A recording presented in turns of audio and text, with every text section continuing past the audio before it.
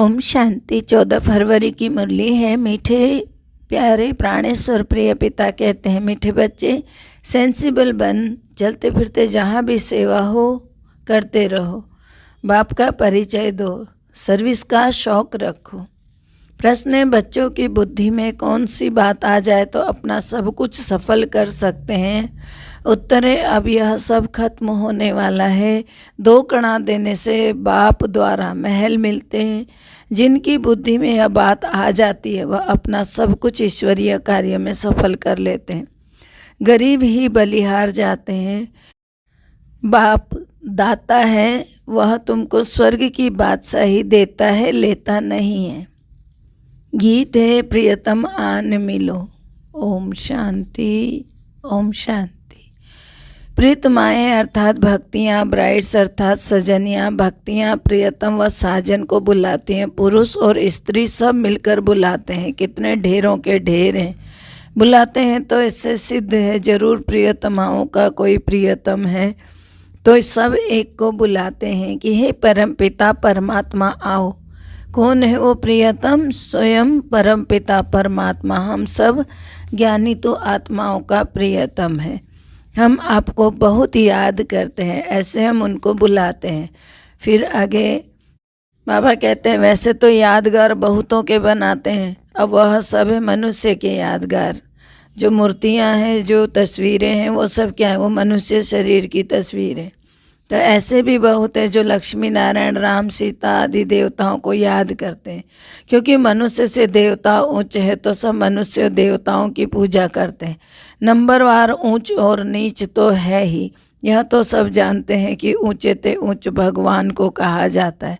फिर है ब्रह्मा विष्णु शंकर, फिर है ब्रह्मा और जगत अम्बा। मुख्य वह है, यह तो सिर्फ बच्चों की बुद्धि में है कि ऊंचे ते ऊंच बाबा द्वारा हमको ऊंचे ते ऊंचा वर्षा मिलता है, परंतु उस बाप को जानते नहीं है। जब बाप आए तभी आकर अपना परिचय दे। बाप कहते हैं, मैं तुम बच्चों के सिवाय और कोई से मिल नहीं सकता हूँ। बहुत आते हैं, कहते हैं महात्मा जी से मिले, यहाँ तो वह बात ही नहीं है। यहाँ बाप और बच्चों का ताल्लुक है, बाकी कोई का कुछ काम है तो और बात है। बाप मुरली भी बच्चों के आगे ही चलाते हैं। प्रदर्शनी में भी तुम सिद्ध करके बतलाते हो कि सबका वह फादर है। वो लोग तो कहते हैं कि वह नाम रूप से न्यारा है, तुम बतलाते हो उनका नाम भी है, रूप भी है, तो देश भी है, चित्र भी है, उनको बुलाते भी हैं। तो जैसे आत्माएं आती वैसे परमात्मा भी आते हैं। शिव के मंदिर में भी बैल दिखाते हैं तो उनको नंदीगढ़ कहते हैं। तो इससे सिद्ध है कि शिव परमात्मा आते हैं। फिर क्यों कहते हैं कि वहाँ आ ही नहीं सकते? मनुष्य कितने बुद्धू हैं, दिखाते भी हैं। बैल की भ्रिकुटी में शिव परमात्मा बरोबर फिर भ्रिकुटी के बीच में ही रहते हैं, वो दिखाते भी वही हैं। तो भगवान को भी आना होता है तो जरूर भ्रिकुटी के बीच में ही आएगा। प्रदर्शनी में तुम यह भी समझा सकते हो कि नंदीगण किसको कहा जाता है। फिर बाबा कहते हैं कि बाप कहते हैं, मैं बच्चों को समझाता हूँ। बाप समझा रहे हैं कि मनुष्य कहते हैं गॉड फादर, परंतु फादर का नाम क्या है तो कोई बतला नहीं सकता है। लौकिक फादर का नाम तो फौरन सुनाएंगे, शिव बाबा के नाम भी ढेर रख दिए। वास्तव में नाम तो एक ही होना चाहिए ना। बाप ही इन सब बातों की रोशनी देते हैं। मनुष्य तो इस समय तुच्छ बुद्धि बन गए हैं, अल्प को नहीं समझते। वेद शास्त्र आदि पढ़ना ये सब भक्ति मार्ग हैं। समझते हैं भक्ति से भगवान मिलेगा। भगत भी मनुष्य ठहरे, उन्हों को भगवान मिलना तो जरूर है, परंतु कब मिलेगा यह तो किसी को भी पता नहीं है। भक्ति मार्ग में किसको साक्षात्कार हुआ समझते बस भगवान मिल गया, इससे मुक्ति को पा लिया क्या? क्योंकि भगवान जब मिलते हैं तो मुक्ति ही देते हैं। वह है ही सबको मुक्ति और जीवन मुक्ति देने वाला। तो बाबा कहते हैं पतितों को पावन करता, दुख हरता, सुख करता बाप तो है ही दाता। बाबा कहते हैं 2 कणे के बदले महल दे देते हैं, सारे स्वर्ग की बादशाही दे देते। बाबा कहते हैं अब सब कुछ खत्म होने वाला है, इस कारण इस कार्य में लगाकर सफल कर लो। शिव बाबा के कार्यों में अपने धन को लगाकर सफल कर लो। बाबा ने कहा तो भविष्य में तुमको रिटर्न में मिलेगा। तो साहूकार कोई बाप को पा नहीं सकते, बलिहार जा नहीं सकते, गरीब बच्चे ही बलिहार जाते हैं। अगर कोई सेंसिबल हो तो रास्ते चलते भी सेवा कर सकते हैं। चलते चलते पहले किसका मित्र बन जाना चाहिए, फिर बैठकर ज्ञान सुनाना चाहिए। ज्ञान बिल्कुल ही सहज है। सिर्फ पूछो परमपिता परमात्मा का कब नाम सुना है, कितनी फर्स्ट क्लास बात है। परमपिता कहने से ही वह सबका बाप हो जाता है। जैसे बिच्छू नर्म चीज देखेगी तो डंक मारेगी, तुम भी तो यही धंधा करो, सबको राजयोग भी सिखलाओ। सतयुग में प्रिंस प्रिंसेस बनेंगे, वहाँ तुमको गोरे बच्चे मिलेंगे। यह तो समझाना है कि बाप से वर्षा लेना है। इसमें सारी बुद्धि की बात है, बाकी साक्षात्कार तो कॉमन बात है। किसको कैसे साक्षात्कार होता है, किसको कैसे, वह भी अहम ऑब्जेक्ट बतलाने के लिए। बाबा कहते हैं तुम बच्चे याद करेंगे और पवित्र रहेंगे तो ऐसा पद पाएंगे। इकट्ठे रहकर पद पाना यह है बड़ी मंजिल, और संग टूट जाए एक संग जुट जाए, इसमें ही मेहनत है। सन्यासी तो सब कुछ छोड़कर चले जाते हैं, यहाँ तो इकट्ठे रहकर बुद्धि में रखना है कि यह पुरानी दुनिया खत्म हुई पड़ी है, हमको वापस जाना है, फिर हम स्वर्ग में जाकर राज्य करेंगे। अब पुरानी दुनिया का विनाश तो होना ही है, यह बुद्धि में रख पुरुषार्थ करना है। 8 घंटा इस याद की सर्विस में रहो। कोई कहते हैं यह कैसे हो सकेगा, तो भक्ति मार्ग में जो कृष्ण के भक्त हैं वह भी सब तरफ से बुद्धि को हटाए, एक कृष्ण को ही तो याद करते होंगे ना। कोई राम का भक्त है तो अच्छा राम को याद करो, राम की राजधानी को याद करो। सो भी जब निरंतर याद करे तब अंतमति सुगति होगी। तो राम को याद करके राम की राजधानी में जाए, यह भी मेहनत है। ऐसी मेहनत सिखलाने वाला कोई है नहीं। श्लोक भी है, अंतकाल जो स्त्री सिमरे। अगर कोई है सन्यासी है, गुरु है, उनको भी याद करना पड़े तो अंतमति सुगति पहले पूछो कहाँ जाना चाहते हैं। वो वापिस तो जाना है, परंतु कहाँ, क्योंकि भक्ति से ताकत नहीं मिलती है जो एक से बुद्धि लगा सके। सर्वशक्तिमान तो एक परमपिता परमात्मा ही है ना, फिर उनका ही तो पार्ट नुधा हुआ है। ऊंचे ते ऊंचा बाप है, उनको याद करो तो उनके देश में जाएंगे ना। सन्यासियों को तो देवता भी नहीं कह सकते, वह तो आते ही द्वापर में है। भगवान स्वयं आकर कहते हैं बच्चे मुझे याद करो, और सृष्टि चक्र पर भी समझाते हैं जिससे तुम चक्रवर्ती राजा बन जाएंगे।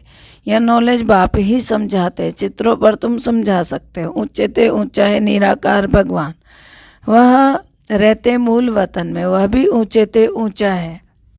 हम देवताएं भी वहाँ रहती हैं, सूक्ष्म वतन में सूक्ष्म देवताएं रहते हैं, वहाँ सृष्टि का चक्र नहीं है।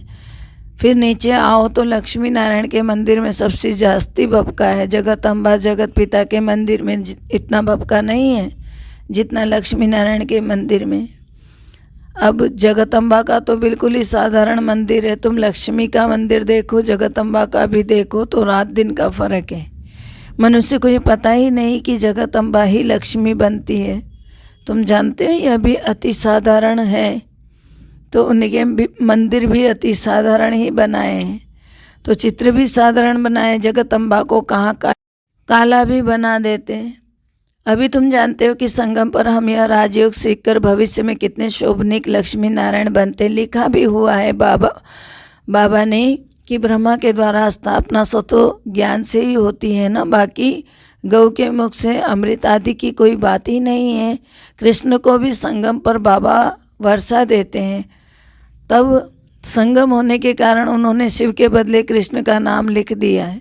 अब तुम जानते हो जगत अम्बा ही लक्ष्मी बनती है, और लक्ष्मी ही 84 जन्म लेकर के जगत अम्बा बनती है। यह है ब्रह्मा का कुल, सो भी बनता है देवी कुल, फिर देवी कुल से फिर 84 जन्म लेते लेते अंत में शूद्र कुल बन जाते हैं। तो कितनी अच्छी अच्छी बातें हैं, धारण नहीं होती तो कहेंगे डल हेड है, बुद्धू है। तो ऐसे बहुत सेंटर्स हैं जो आप ही क्लास चला सकते हैं। गॉडफादर कहते हैं तेज बुद्धि स्टूडेंट बनो। सर्विसेबल बच्चों को कितना याद करते हैं बाबा, बुलाते हैं। बाप भी ऐसे बच्चों को याद करते हैं। स्कूल में कोई तेज कोई डल तो होते ही हैं, तो सब बच्चे हैं होने को तो सब बच्चे ही हैं, परंतु किन्हों के इतने पाप किए हुए हैं जो पुण्य आत्मा बन ही नहीं सकते हैं, तो घड़ी घड़ी गिर पड़ते हैं। कितनी गुप्त खुशी रहनी चाहिए। अंधों की लाठी तो सिर्फ बाबा ही बनते हैं। बाबा कहते हैं और कोई हो ना सके, हे प्रभु अंधों की लाठी तू ही है। तो यहाँ हर एक की इंडिविजुअल दवाई की जाती है। तो बाबा कहते हैं ज्ञान ही नैनहीन को अंधा कहा जाता है। जिनको ज्ञान के नेत्र नहीं है उनको अंधा कहा जाता है। अंधे का मतलब ये नहीं है कि आंखें नहीं, आंखें हैं लेकिन ज्ञान नहीं है। कलयुग की रात में शिव बाबा आते हैं। कृष्ण रात्रि कहते हैं तो शिव की भी रात्रि है। तो अब शिव तो परमात्मा है, उनकी रात्रि कौन सी? तुम जानते हो कलयुग के अंत और सतयुग के आदि को ही रात्रि कहा जाता है। भक्ति मार्ग के धक्के खाकर सब तंग हो गए हैं। या तो कहते हैं परमात्मा बेअंत है, या फिर कह देते हैं हम ही परमात्मा है। कितना समझाया जाता है। कोई कोई को तो सर्विस का बहुत शौक़ रहता है, बाबा को भी शौक़ है ना, परंतु बाबा कहाँ जाए। यह लॉ नहीं है। सन सोच फादर, बच्चे तो ढेर हैं, ढेर आते भी रहेंगे, क्यों में बाहर बैठ जाएंगे। पॉप आया, कितने मनुष्य गए। यह तो सभी का बाप है। पॉप को भी सदगति देने वाला है, सच्ची सच्ची आशीर्वाद देने वाला बाप ही है। फिर वह झूठी आशीर्वाद करते रहते हैं। बीके को तो सबको ब्लेसिंग देनी ही है। ना समझने के कारण वह समझते हैं हम ब्लेसिंग करते हैं। तो यहाँ तो आते हैं, देखा जाता है, आशीर्वाद लेने के लायक है, वह नहीं है। परमपिता परमात्मा की बुद्धि में जो है वह किसी की बुद्धि में नहीं है। बाप कहते हैं यहाँ आए तो हम इनको मुक्ति, जीवन मुक्ति दें, मनुष्य से देवता बनाए, स्वर्ग का सैपलिंग लगना तो है ही। हम सब समझ जाएंगे कि यह किस प्रकार का सैपलिंग लग रहा है। तुम भी ऐसे समझो कोई आए तो मुक्ति, जीवन मुक्ति दे। कहते हैं ना हमको मुक्ति चाहिए, अच्छा मुक्ति धाम को याद करेंगे तो मुक्ति मिलेगी। बाप को याद करो तो अंतमति सुगति हो जाएगी। अच्छा मीठे मीठे से खिलते बच्चों प्रति माता पिता बाप दादा का याद प्यार और गुड मॉर्निंग। रूहानी बाप की रूहानी बच्चों को नमस्ते। हम रूहानी बच्चों की रूहानी बाप दादा को दिल व जान से सिक व प्रेम से याद प्यार नमस्कार, good morning, diamond morning, Om Shanti. शुक्रिया प्यारे मीठे बाबा, शुक्रिया। धारणा है पहला, कम से कम 8 घंटा इस याद की सर्विस में रहना है। इकट्ठे रहते हुए भी और संग तोड़ एक संग जोड़ने की मेहनत करनी है। तेज बुद्धि स्टूडेंट बनना है, डल हेड नहीं। बाप समान अंधों की लाठी बन सबको मुक्ति, जीवन मुक्ति का रास्ता बताना है। वरदान है अल्पकाल के सहारे के किनारों को छोड़ बाप को सहारा बनाने वाले यथार्थ पुरुषार्थी भव। अल्पकाल के आधारों का सहारा जिसको किनारा बनाकर रखा है, या अल्पकाल के सहारे के किनारे अभी छोड़ दो। जब तक ये किनारे हैं तो सदा बाप का सहारा अनुभव नहीं हो सकता और बाप का सहारा नहीं है। इसीलिए हद के किनारों को सहारा बना लेते हो। अल्पकाल की बातें धोखेबाज हैं, इसलिए समय की तीव्र गति को देख। अब इन किनारों से तीव्र उड़ान कर सेकंड में क्रॉस करो, तब कहेंगे यथार्थ पुरुषार्थी। स्लोगन है कर्म और योग का बैलेंस रखना ही सफल कर्मयोगी बनना है। ओम शांति। सबका भला हो, सब सुख पाएं, सब परमात्मा से जुड़ जाएं। सबका भला हो, सब सुख पाएं, सब परमात्मा से जुड़ जाएं। सबका भला ही भला हो, भला ही भला हो। ओम शांति।